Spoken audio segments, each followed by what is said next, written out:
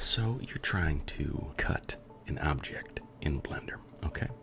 Now, to cut in Blender, we're going to use the K-nife Tool, okay? It's pretty easy. Let's tab into edit mode. I'm going to leave the default cube exactly where it is, okay? You can choose to assassinate yours. That's fine. I'm going to let mine live.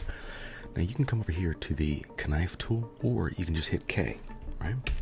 Now, you see it's green. You see, I'm going to zoom in. See how it's green on the tip? Just the tip. I'm going to come up here, and it changes to red. I'm going to click.